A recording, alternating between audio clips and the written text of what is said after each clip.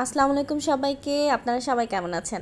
আপনারা অনেকেই ছাপের ডিটেলস দেখতে চেয়েছিলেন, তো আজকে আমরা একটা ডিটেলস ভিডিও করেছি। দেখতেই পাচ্ছেন যে আমরা একটা বাটি নিয়েছি, একটা বোতলে হচ্ছে কেরোসিন, আর একটা বয়মে এলামাটি নিয়েছি। তো আমরা এলামাটিগুলো দিচ্ছি, চামচে করে দিচ্ছি।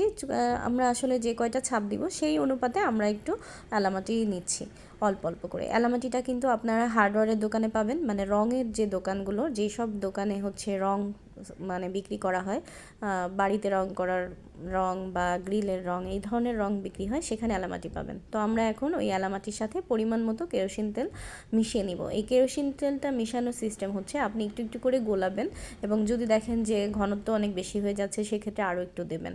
মানে নিজেই বুঝতে পারবেন যে এটা কতটুকু কি দিতে হবে। প্রথম দিকে হয়তো বা একটু সমস্যা হবে, পরবর্তীতে আর সমস্যা হবে না। আমরা সেটাই আপনাদেরকে দেখিয়ে দিব যে ছাপ কম বেশির জন্য ছাপ কেমন পড়ে। দেখা যাচ্ছে হালকা ছাপ পড়ে, আবার গাঢ় ছাপ পড়ে। তো এটা কিন্তু আপনাদের হাতের একটা বিষয়। তারপরেও আমরা চেষ্টা করছি ডিটেলস আপনাদেরকে দেখিয়ে দেওয়ার। তো আমরা যখন দেখলাম যে এটা বেশ একটু ঘন হয়েছে, তখন আমরা আরও একটু কেরোসিন তেল নিলাম। আরও লাগবে। হ্যাঁ, ভালো করে সুন্দর করে কিন্তু মিশ্রণটা তৈরি করতে হবে, কেরোসিন তেলের সাথে খুব ভালোভাবে মিশিয়ে নিতে হবে।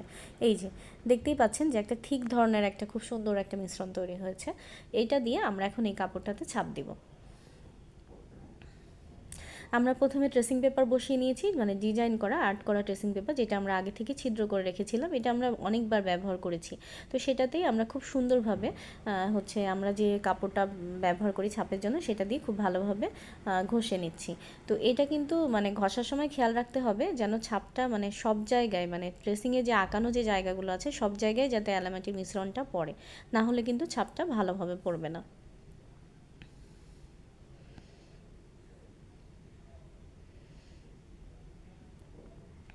এই যে দেখুন কত স্পষ্ট ছাপ পড়েছে।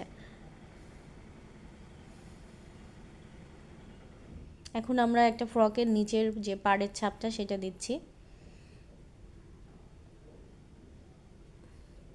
আসলে আপনার ছাপ দিতে দিতেই, ছাপ দেওয়া কিন্তু সবচেয়ে সহজ একটা কাজ। তো আপনারা দিতে দিতে আইডিয়া করে ফেলতে পারবেন যে কতটুকু মিশ্রণ আপনাকে গোলাতে হবে, কীরকম করলে ভালো হয়, কিভাবে কাজটা আরও বেশি সুন্দর হবে, ছাপটা স্পষ্ট পড়বে।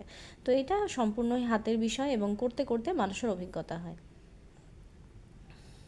খুব ভালোভাবে কিন্তু, আর এই ঘষার সময় কিন্তু খুবই শক্তভাবে ঘষতে হবে, তাই বলে এতটা শক্ত না যে কাগজ ছিঁড়ে যায় বা এরকম কিছু হয়।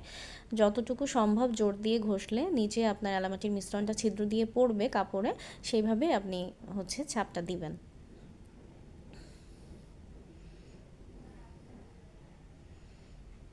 এই যে দেখুন কত সুন্দর স্পষ্ট ছাপ পড়েছে।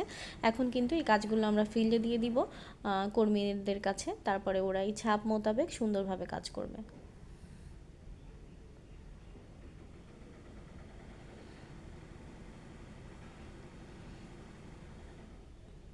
এখন আমরা আর একটা সাদার উপরে হচ্ছে ছাপ দিচ্ছি, সাদা ফ্রকের উপর। সাদার উপরে আসলে ছাপটা খুব বেশি সুন্দর হয়।